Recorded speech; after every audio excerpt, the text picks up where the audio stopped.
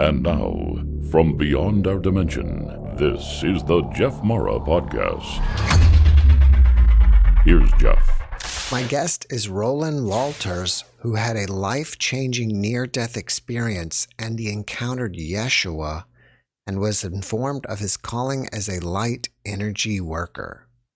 Roland, thank you for joining me and welcome. Thank you, Jeff. I appreciate it. It's an honor to be here on your show. Thank you very much. Roland, let's start at the beginning of your NDE and go from there. Well, actually, at the very beginning with the NDE, I don't really remember it. It was didn't remember it until I had a hypnotherapy session about 3.5, maybe 4 years ago. But it happened to me when I was 4, almost turning 5. That summer before I turned 5 years old. And but yeah, I went in for the hypnotherapy session to deal with fear of flying. Fear of between enclosed spaces and fear of flying at the same time, and got nowhere near that.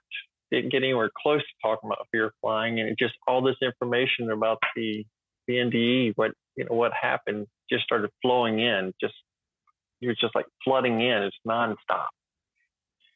So that's when I learned about that something actually happened, beyond just the accident. So, but the accident itself,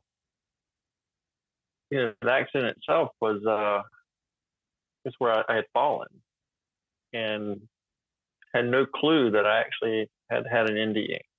Take us through your accident and then what you recall from the hypnotherapy happened afterwards. Okay. We were on a dairy farm at the time. My family's always been in farming. I've been in farming pretty much all my life, but we're on a dairy farm. For people who don't know, we have these in-ground bunkers that where forages are stored in, and called silages. And so essentially 3 dirt walls and a concrete floor. And I was literally harassing my cat. I was being a mean little kiddo and harassing the cat. And what the scene was my brother was in the silo area with pitchfork and a little trailer in the tractor and loading up the trailer with the corn silage that was in there. And my smart idea was I was going to toss the cat down into this. And it was about to the floor, to the ground, it's about 8 or 9 feet drop. So it's not a long way. So I was just going to toss this cat down on there, but the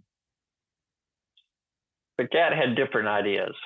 So I went down and the cat didn't. And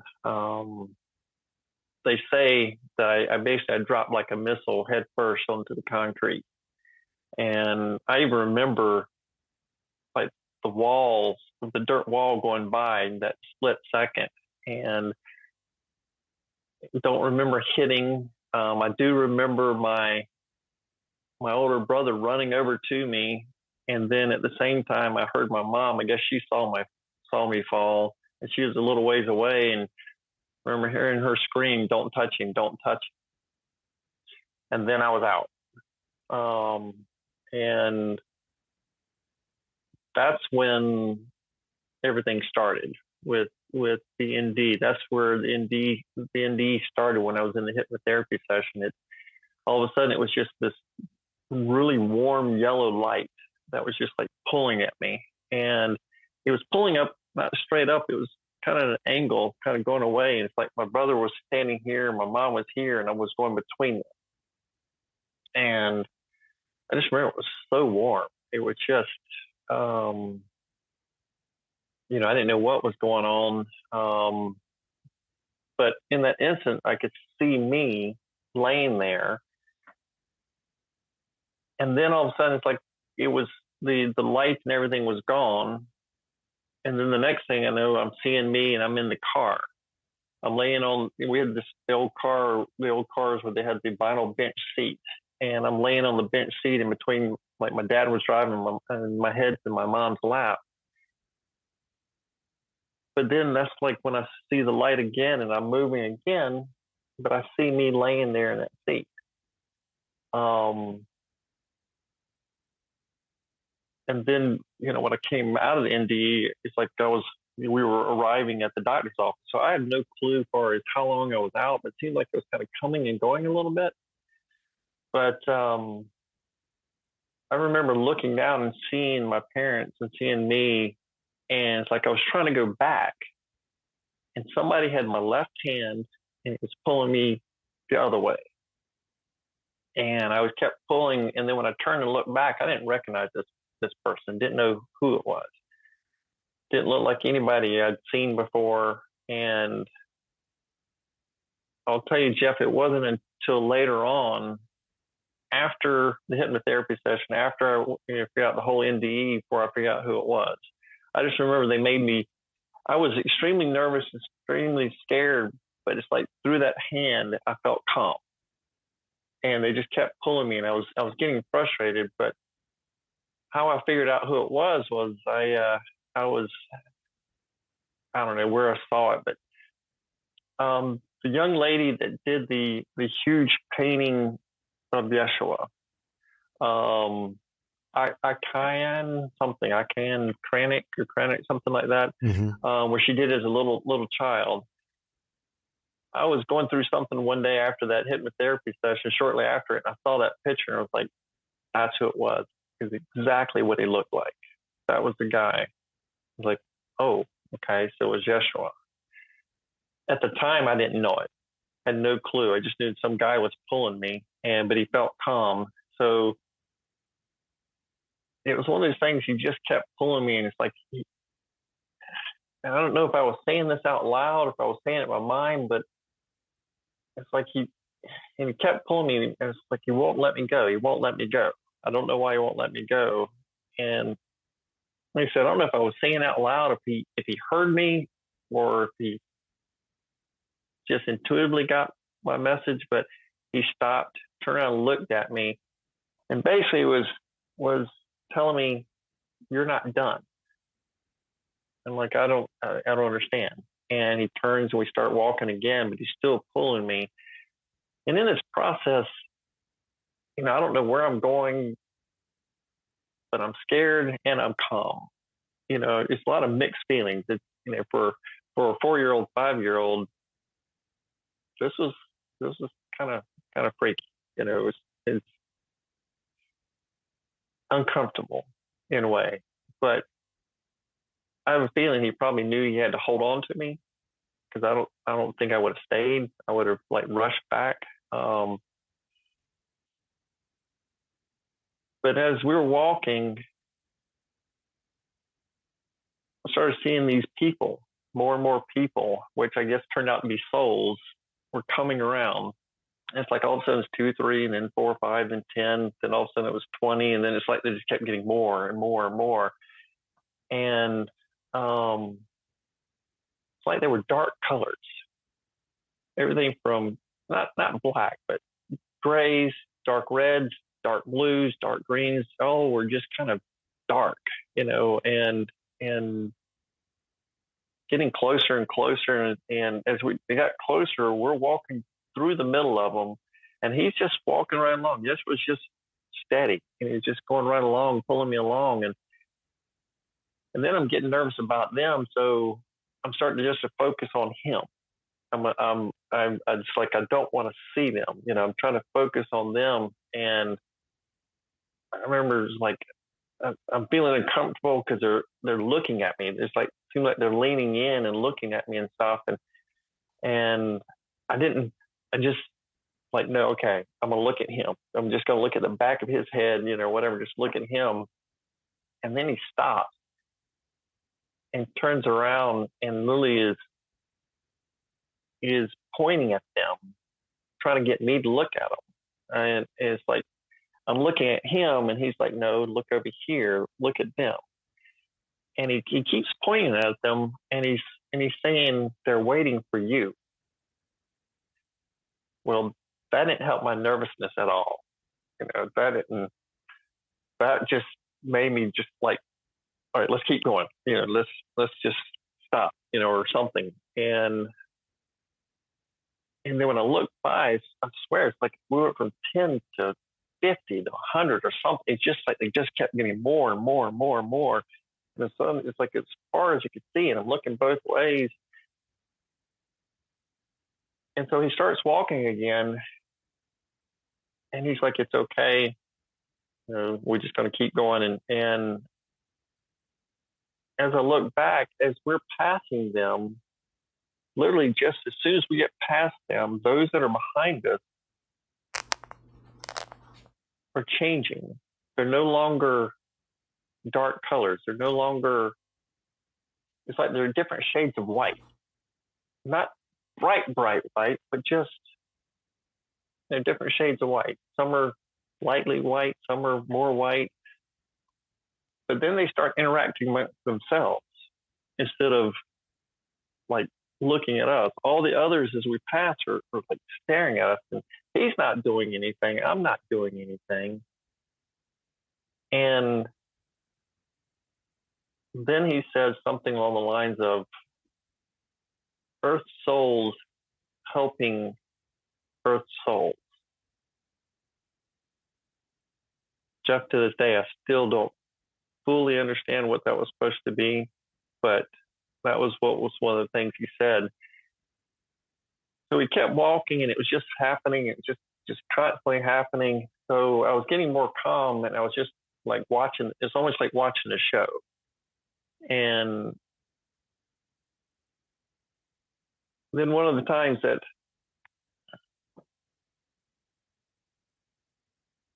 I was watching this, and and I started thinking, like, why me? Why am I here? Why did he say, they're waiting for me and things like that? And as I was kind of getting out of I guess I was probably getting out of my fear and things like that was happening. I was just kind of getting used to seeing the same show. And he stops again, turns around, looks at me, and looks straight at me and says, "I chose you." And it's like, he must be hearing what I'm saying, or either he's picking up on what the message I've got in my mind or something. And he turns, and we start walking again. And I'm still confused, still don't know really what's going on. And it's just the same procession. It's just, we're just walking. And then one of the times I look back and I'm watching these other souls, people, as they're interacting. And when I turn back around, the scene is a little different. There's a group of people in the shape of a V in front of us now. They're wearing white robes. It's like a V that's cutting through the crowd. Whereas before, he's just walking, and they were kind of separating just slightly. Well, this time it's like they make this wide V so the people are further out. And, just like all of a sudden they were just there. Nothing was said, nobody's talking, and we're just walking. But I just, now we've got this space between me and these people, and we're just still walking, and it's still more people, and just more people, and it keeps coming. And so now I'm just kind of in this rhythm, like, I don't know where we're going, but we're going somewhere, and constantly just looking back, looking at the different ones, watching things change. And I look back again, and then when I turned around, Yeshua was gone, and the whole scene had stopped. All the people in front of me were gone. And it's just like, in a moment, everything changed. I mean, it's like, it's not, it's kind of like I got moved, or I got shifted somewhere. But all I did was I turned my head, and all of a sudden, those people that were in the line were around a circle, and I'm like behind them. And this circle is say 25, 30 feet wide. And at their feet, right in front of them, there's this circle of stones about baseball size. And it was 11 of them. So they were spaced out pretty well that I could see between them. And in the center, I could see another circle, look like, if I were to guess, maybe 2, maybe 3 feet in diameter. Same size stones sitting there. And of course, as a kid, I'm looking around like, and oh, the whole scene has changed. Instead of before, it was just kind of almost like it just wasn't anything. It was just like a vastness. And all of a sudden, all these people, we were like walking through a vastness, almost kind of like your backdrop, looking into space or something. Just walking through something like that. And then all of a sudden, this was when I looked around. There's trees all the way around us, and this is like a little flat plain area. Not huge. Maybe 50 yards wide or something. And so we're in this nature scene. We're out kind of in the woods or in a plain area, and it's evening time, and it's quiet, it's kind of cool, and once again I'm looking around. The next thing you know, I'm standing in the center. It's like they just immediately put me in the center, and I'm facing one particular guy, and once again they're all wearing these robes, and these robes are just white plain robes, but they've got this big medallion. It's almost baseball size too, as far as flat metal, look like hammered metal with two rings. I have no idea what that means or anything, but that was just, it stood out because every one of them had one. But I'm looking at this one particular guy, and he's staring right at me. He's looking right at me, and he comes closer, and I start feeling more calm. This whole process, I'm getting nervous and then calm, and everything keeps changing. And he comes right up to me, and basically just says, "Do what I do, follow me." And he starts moving his hands back and forth like this in front of me, and my arms start tingling, like going all the way up my arms, not the rest of my body, but my arms and hands are just tingling like crazy. And I'm not really following him because I'm kind of like, "You want me to do what?" And then finally he says, "Just put your hands out to the side." So I put my hands out to the side, and everything's just super calm, tingling like crazy. And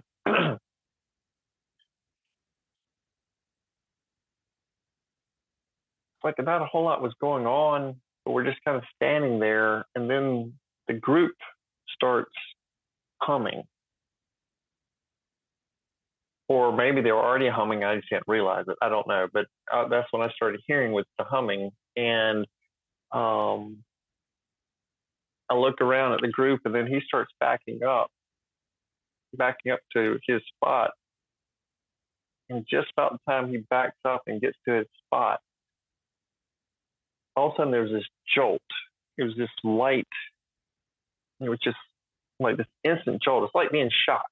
I grew up on a farm where there's electric fences around livestock and stuff, and it was just like that instant shock, like you've ever been shocked. But it came down and hit me. And I will tell you that when I was in that hypnotherapy session, the therapist said I jumped and she said, "Looked like I came an inch off the table." She said, "Your whole body just jumped up." And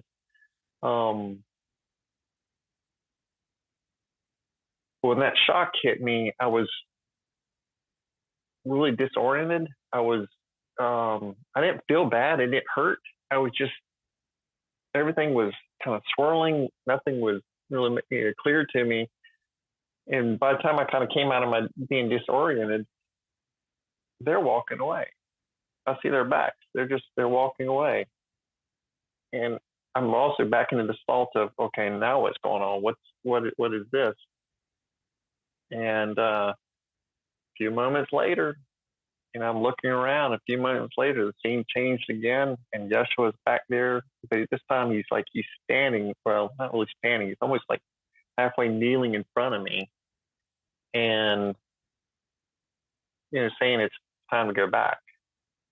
And I remember not saying anything, but he knew what I was thinking, and I was not wanting to go back. But it wasn't because I didn't want to go back to the family. I didn't want to go back because I was afraid of what seemed like they were telling me I'm supposed to be doing. This feeling I was getting of working with people, working with souls, or something that I didn't understand, and it was too much. He just had this feeling like it was overwhelming. It was too much, and he was just like, "It's okay, you can do this." And I'm going. I know he said, "You can do it." That's what I remember saying or thinking, "What is it? What is this it that I'm supposed to be? You're saying that I'm going to be doing. Is it just something for me that I'm working on? Am I supposed to help others?"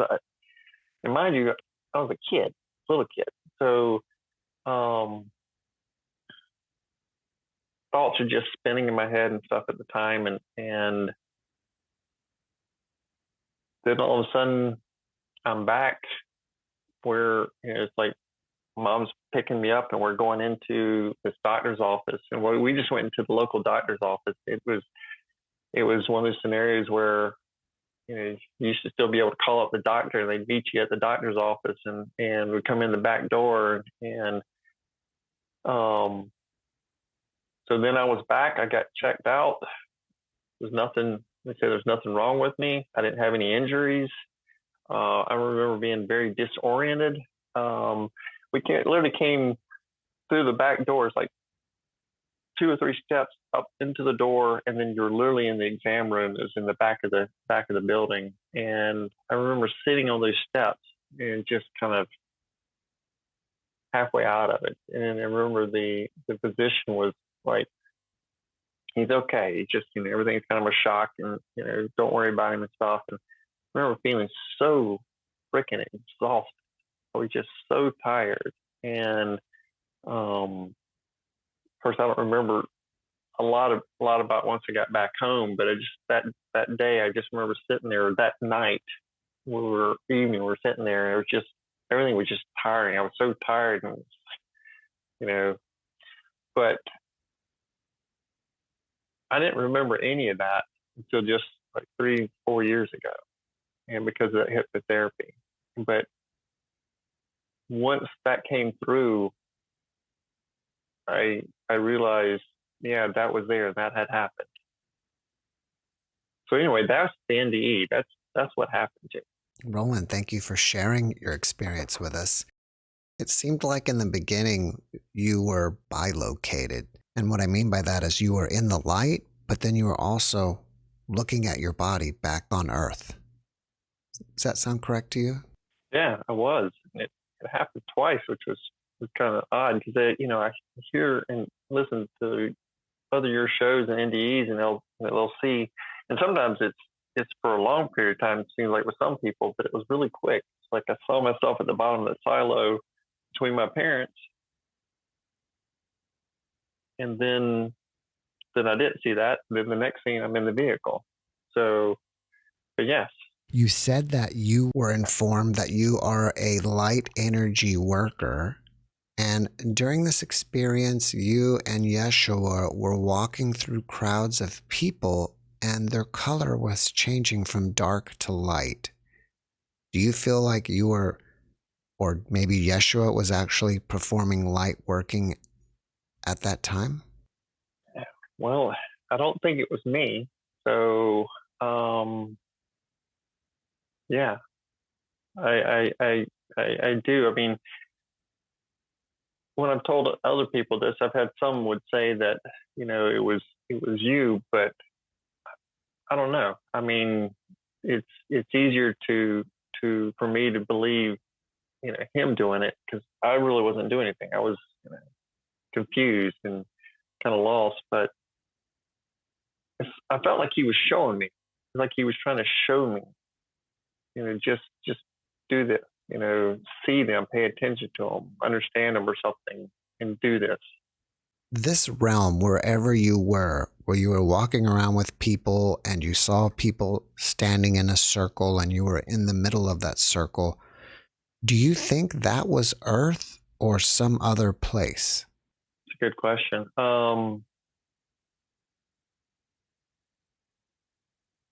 when I was walking through all the people, it felt like it was some other place. It almost like no place is what it really felt like. It was just, it had, and maybe like it didn't have anything to do with a place. It was just the idea, the purpose, the point, not necessarily a scene or a place. But the other one felt very much like Earth, like, with the stones and the trees and the ground and everything, maybe, I don't know, maybe feel like to remind me what we work with here, what we have to deal with and what's part of us. But that definitely felt like Earth. Immediately after this session had ended and you went home, how did your life change? Well,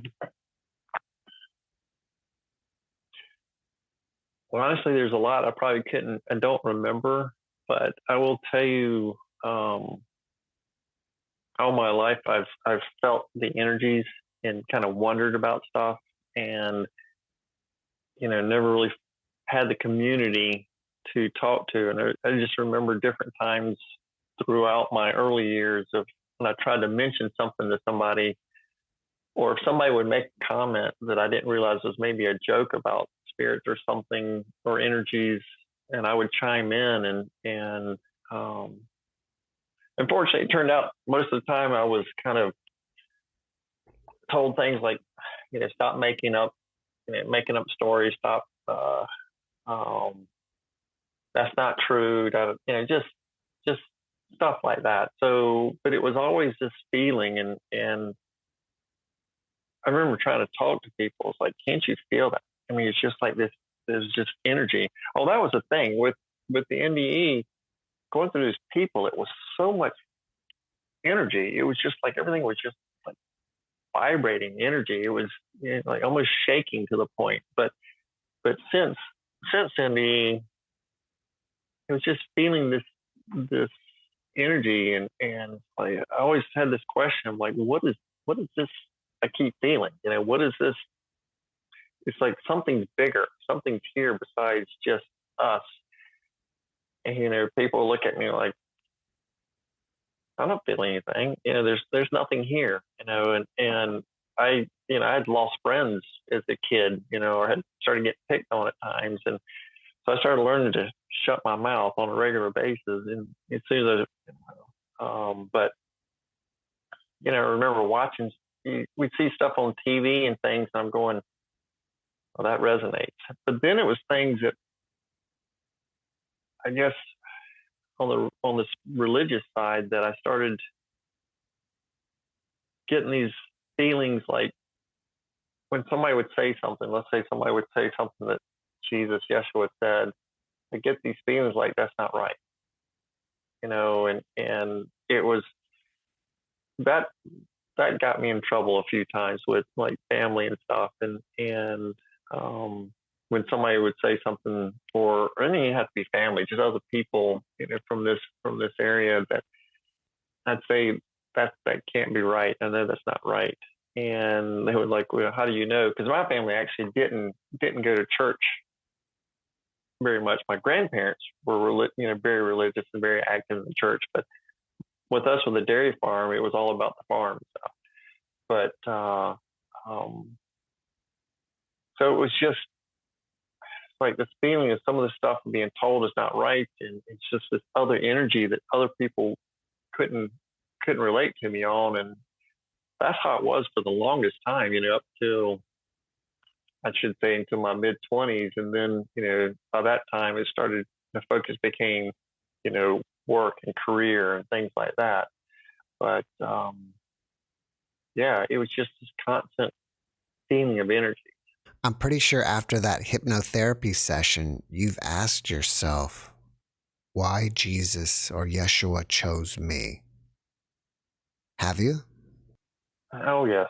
And there's even been doubt, and actually, I started energy work with people long before the hypno session. But I have asked that. I even had doubt, but then there's been that part of me that it's like it knows we're all part of that. So part of me is like, it's not just me. I really believe we all were chosen. We're all part of this. It's just, maybe that was my chance to learn. Jeff, also, I get this ever since that I've had this feeling of that I'm supposed to help people. I want to say this. Help people help others. Like opening up other healers to more than just some of the basic energy working modalities and stuff, and actually like opening up the light, helping people see the light that's within. So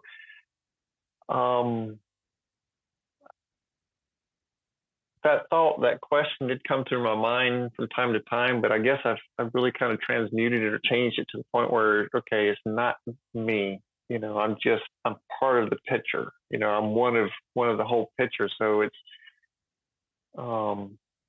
staying humble and just understanding I'm just part of this. Have you ever stood up and tried to move your arms like you were shown back in your NDE and seen if that could actually heal people? Well, a lot of the work I do is actually moving my hands and stuff over people, moving energy. I will say that training I did in shamanism, my interest in shamanism in the years past, got me started back on that. But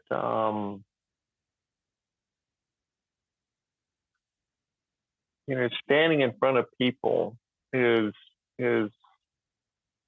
yes. To answer your question, I have, and I will tell you, I still have my own mental ego struggles of like, okay, is this working or not? But I know it does because the people tell me it does.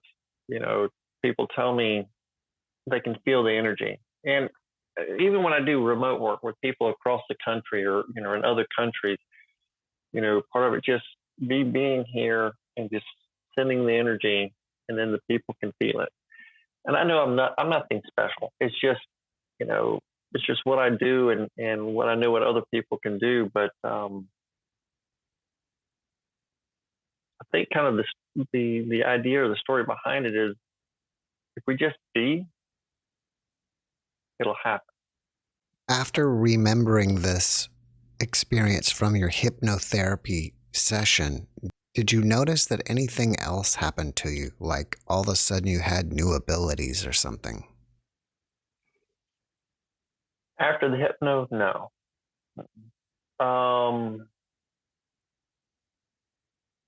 Maybe just a little more on the awareness. It did change me in the sense of how I perceived this everything. Really, coming down to is that whole thing that we are light, we are love, we're all one, but we also are our own selves. We have our own, light and energy. And with that hypnotherapy, with seeing these people change or seeing these souls change and understanding that, we're not just, of course, we all know we're not just this body, at least everybody that watches this show, we're not just this body.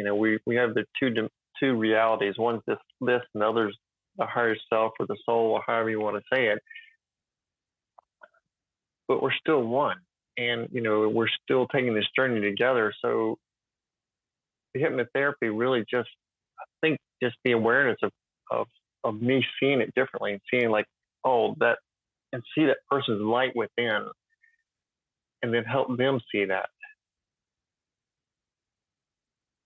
And I was already focusing on helping people release like emotional traumas and emotional baggage, because I knew that that's a low vibrational energy that holds people back. But So this this process was just it got me to see things a little bit differently. Started seeing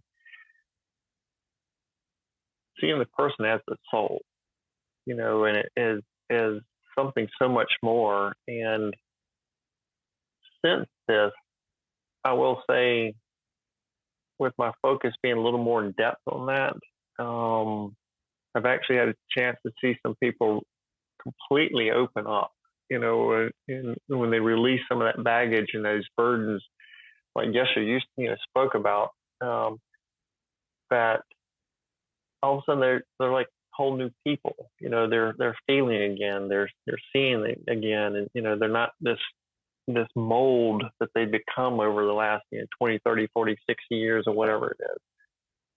So I won't say anything new. It's just more aware, go deeper into that.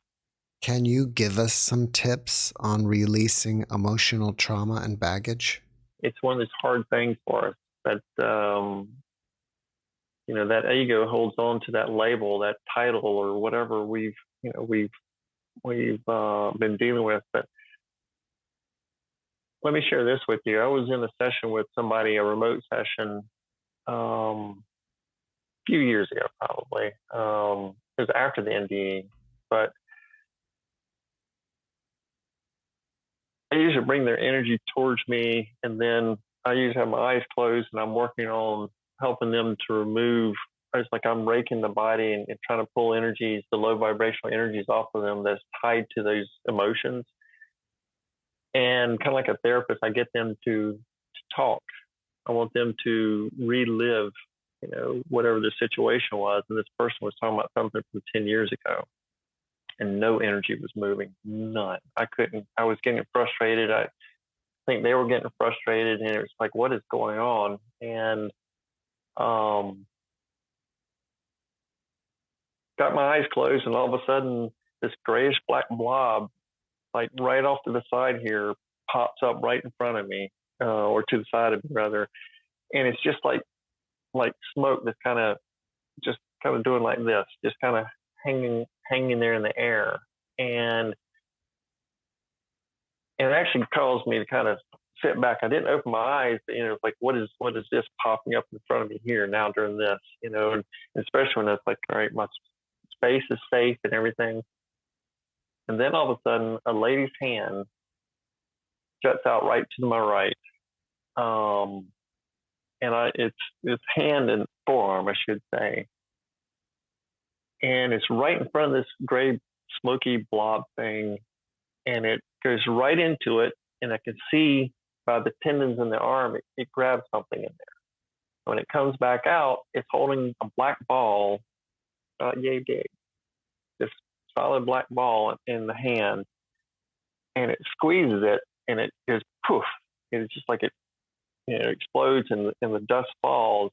In that immediate moment, in this ear, I hear, go to the core, go to the core. And then the black blob starts just kind of falling, just disappearing. And I knew exactly what that meant. As soon as the voice said that, I stopped the client and was like, this is not it. This is not it. We got to go back to your childhood. And we did. We went back to the very first trauma situation for her. And that was the core issue. That's what everything was molded. So I'm getting to your question. The answer to your question is,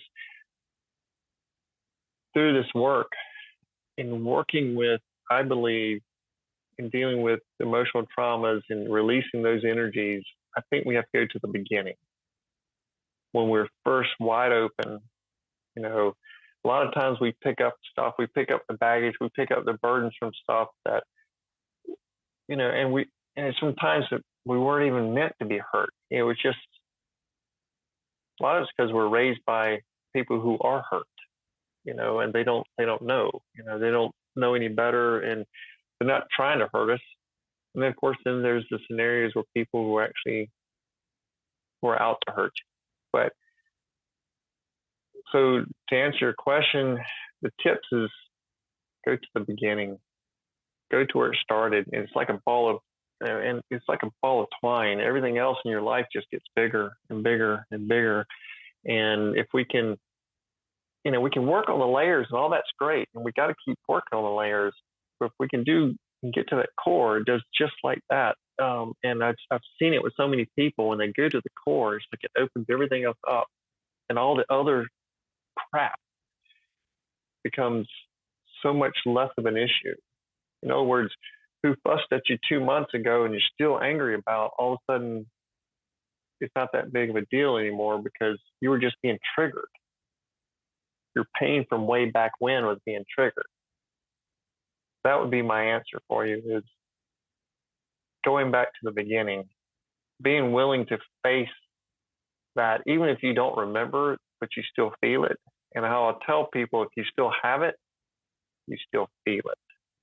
As long as you feel it, you still are carrying it. If you think about the event and you're not blocking it and you don't feel it, then you've probably done your work and let it go.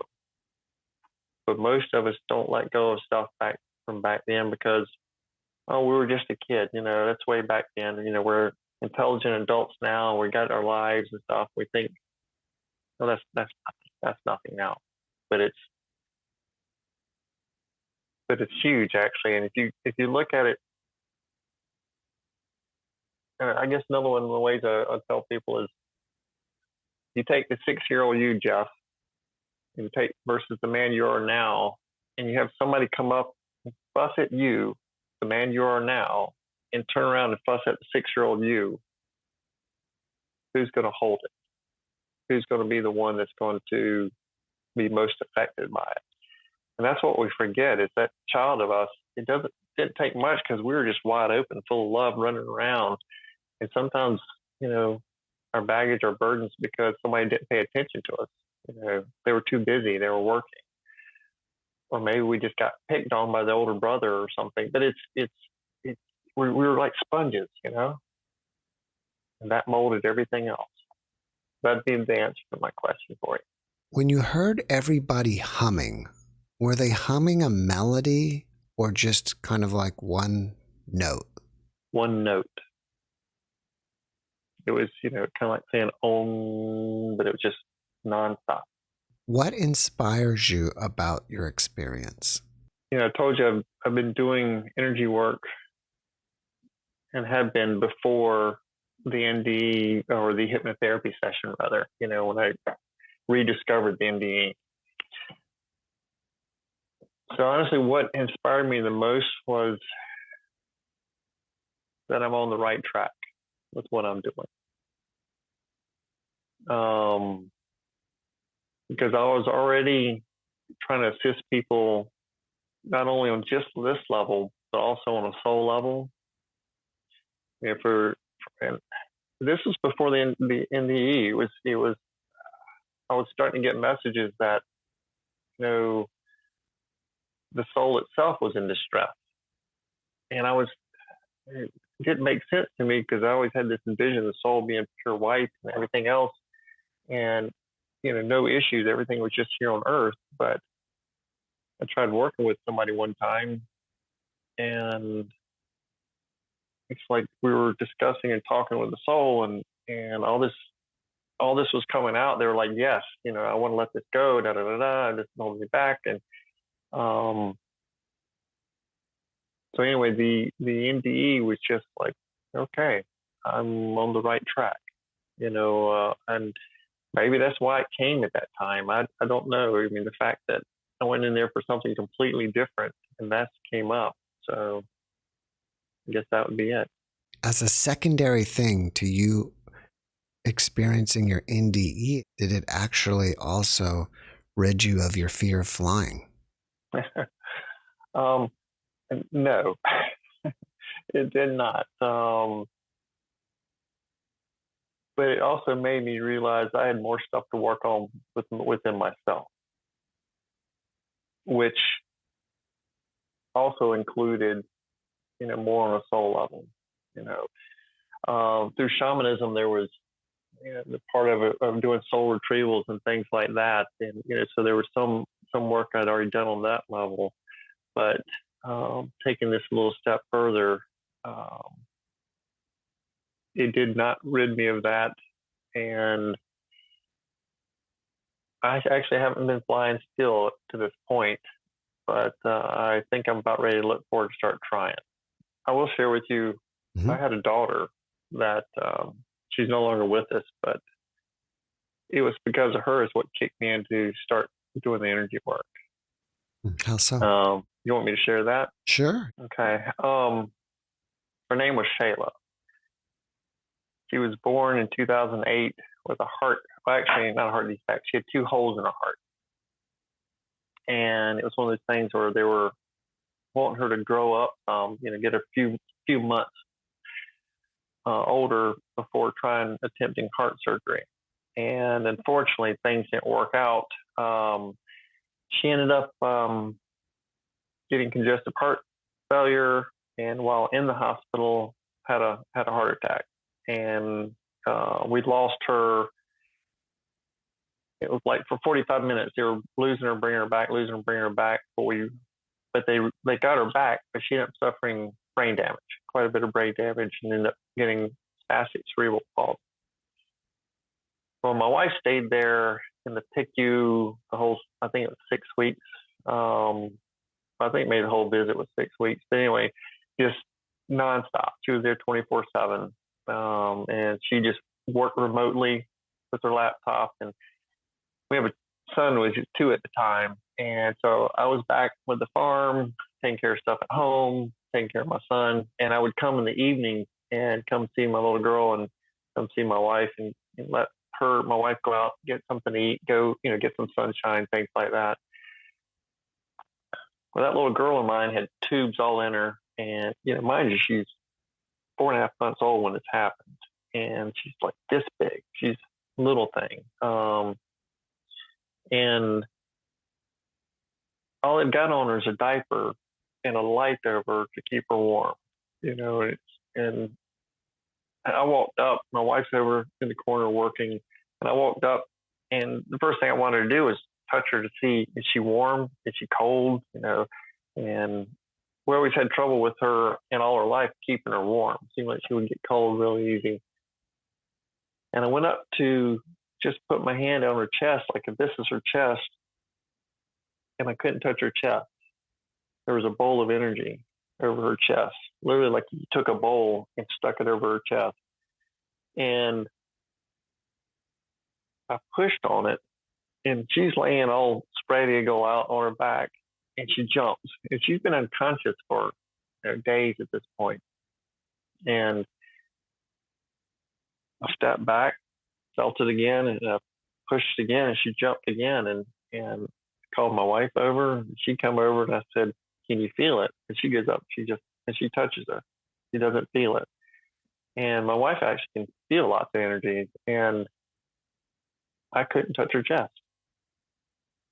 And I remember when I left there that evening going, okay, all right. I got to do something with this. This is like it made its big entrance, so to speak. I mean, I went from feeling stuff around and kind of feeling stuff between my hands to actually feeling it on a person like that. And the fact that I pushed it, she jumped. It's like it was actually there. It actually, I remember doing it again. My wife's like slapping my hand. Stop. Yeah, it's like, okay, yeah, I'm sorry. But it was intriguing. I didn't know, what this was. And I just, it was from that point that I just started looking. I said, this is happening for a reason, and it was, and through her, multiple different things, stuff would happen, stuff I would see, stuff I would start noticing. And it was basically that night me saying, okay, all right, I'm ready to do something with this. I don't know what this is, but I'm ready to do something. What kind of advice do you have for people that are grieving over the loss of loved ones? Know that they're there. My daughter's with me all the time in my work. I have numerous people that see her, feel her, hear her when I'm working on them. It still hurts. It still hurts a lot. But, they're in such a good place, and they are with us always. We're never alone. We feel like we're alone, but we're not. Just remember, they're always there. After watching this podcast, people may want to reach out to you and ask you questions. Are you up for that? Yes. What's the best way to reach you? Through my my email. My business name is In the Healing Light, so you can go to my website, which is inthehealinglight.com. You can ask questions directly on it and send it to me. It'll be sent to you by email. But also my email is inthehealinglight@gmail.com. Before recording this podcast, you mentioned that you are a public speaker. Are you going to be speaking anywhere anytime soon? Well, it's not so much just the public speaking, but I do kind of like energy circles. I call them energy cascades, which is group energy healings. And I just finished a group of them. So my next ones won't be, actually, most of them aren't even set up yet, but we're looking into May. So when I start doing the next set of them. Do you ever get messages from the other side? Yes. The strongest one, the repetitive message, was I am. And it was that. And it literally is. In meditation one time, the first time was probably 9 years ago, and it was just the triangle with lots of energy, but didn't have any words in it. And then later on, it came, I want to say maybe 2 years after that, it came to me in a meditation, and it looked just like that. And it came to me really slowly. My eyes are closed in meditation. And it came from this side really slowly from a distance. And I could feel the energy get stronger and stronger and stronger as it got to me. And Jeff, I don't know if I got up out of the meditation, got busy, but for some odd reason that day I didn't write down anything from my meditation. If I get something that comes to me specifically, then, I try to write it down. And who knows, maybe I was busy with my daughter. I don't know. But maybe 2-3 weeks later, it comes again, and it comes faster. And once again, for some odd reason, I didn't write it down. I didn't draw it. But like a couple of days right after that, it came hard and fast to the point where I felt like it was going to hit me. It came so fast at me that I jumped back, and the energy was so strong. And it was just, I remember telling my wife about it, and I was drawing it, and we were trying to, get the image right. And I remember for the longest time, for like 6 months, going, I can't use this. I mean, you knew what I am is. I can't. I'm in the Bible Belt. I can't use that. But finally, I took. It kept coming, and then finally I took it and I put it on business cards. I put things like that, and I started accepting it. Let's say that started accepting it, and finally took that information to one of the shows I do down here in North Carolina, and I figured I'd get somebody criticizing it or something, and but nobody said anything. No criticism or anything about it. I really didn't know what to expect. Maybe I had too many expectations or something, but that was going back to being I am, meaning it finally took me a while. I mean, Jeff, it did. It took me a while I finally made myself to sit and accept it and be with it, but it's literally just I am. There is no anything else. It's just I am. I am light. I am love. I am God. I am peace. I am all that there is. I am one with all. I am that I am. All of that. And it's that message is the other one was coming across, that I've got to get this out to people. I've got to let people know I'm not anything special. We're all I am. It's just who we are.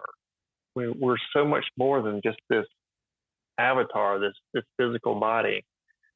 So yeah, that's a major part of my work, is talking to people and getting people, if I can get people to understand that and open up to and accepting I am, that they are, I think the healing really improves.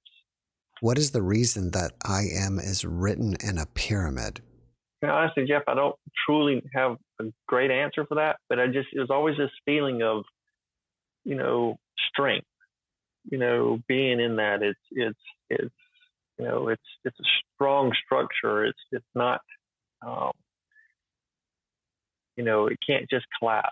It is impenetrable, something like that. Just unwavering. Roland, before we finish up, can you leave us with one last positive message? Jeff, we're all equal. You have a higher self, soul, however you want to say it. I do. Everybody does. We're all equal. Nobody's greater than the other. I'm not greater than anybody. I'm not lesser than anybody. And we have this light that's within us. We think that we're not much. We think, we can't do this or we can't do that, or somebody else is better than us. And it's not true.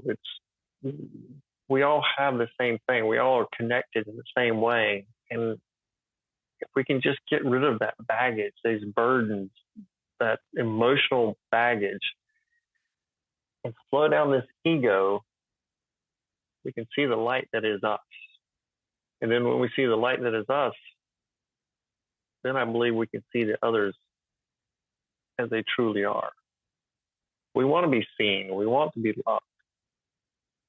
But sometimes when we're covered up in all this junk, all this baggage, we feel like, we can't be, or we don't deserve it. We're all equal. We're all equal. Roland, thank you for that message, and thank you for being my guest. Thank you, Jeff. It is an honor to be on your show. It's a great show. Thank you very much. Thank you. The pleasure was all mine.